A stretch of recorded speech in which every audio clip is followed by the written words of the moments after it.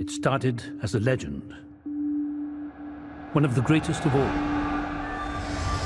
1,000 years we've kept it hidden, to protect Earth from what was destined to arrive. Optimus Prime, you destroyed your home. Do you seek redemption? My maker, I do.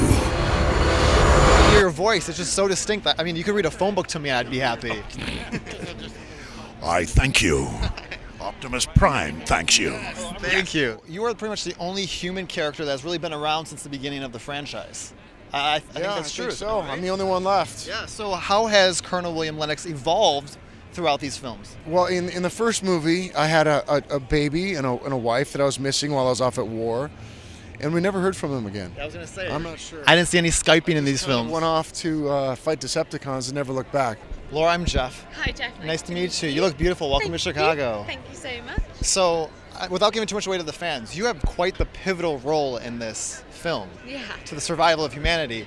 Did that sway in deciding to do this film? Because your plot part is so important. The plot, the journey of this character was really fascinating, and I felt like it was a real solid, beginning, middle, and end, and I loved that.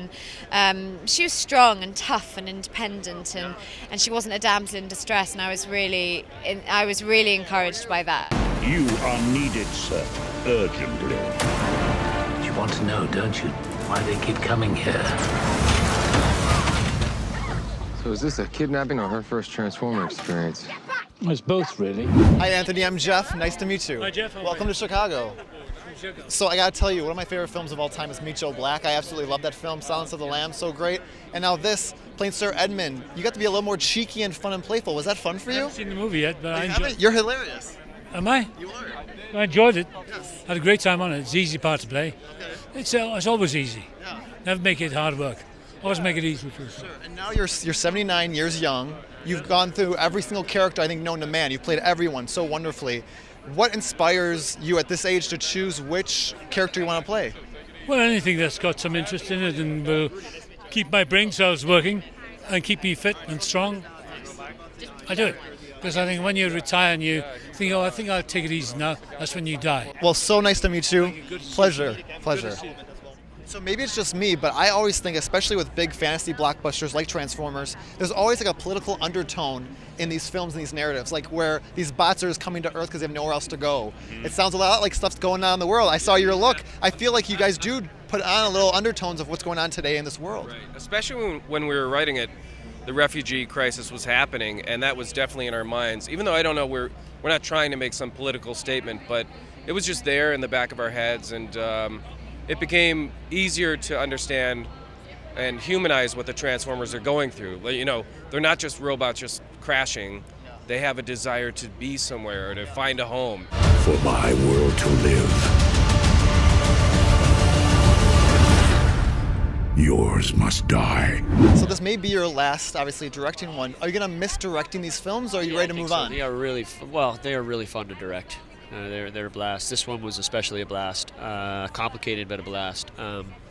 And I am going to miss them because, a movie this size, about 3,000 people work on it. And it's been like a family affair. Some of them have been working with us on this franchise for 10 years, So, And how do you get a Sir Anthony Hopkins attached to a film like this? I met him in 2005 at an Oscar party, and we were sitting down together, and he said, "I'd very much like to work with you." And I'm like, okay. That's awesome. Well, he was a perfect addition, so congratulations. Thank you. The operation is over. We're not giving up, okay? Only one survives.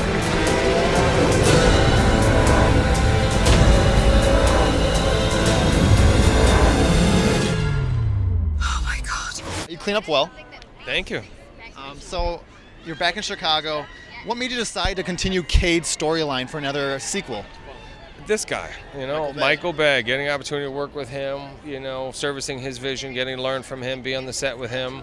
That was the reason why I signed on, and, I'll go anywhere the guy wants me to. If Mark could give advice to Cade as you, what advice would you, Mark, give to Cade?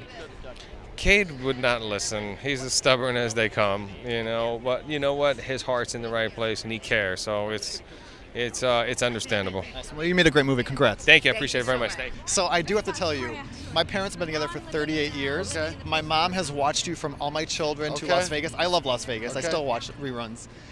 You are her hall pass. Not to Really? be funny. If you ever, your from mother's my hall dad. pass? From my dad. So without pissing off Mike, can you say hi to Cheryl really quick? Hi, Cheryl.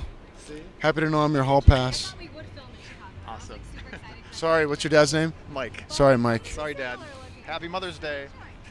Happy Mother's Day. Happy Father's Day. Belated Father's Day. Yeah. 'Tis the season. Thank you so much. Nice to meet you. See ya. It's true. It really is. I came back for that. Thank you, Cheryl.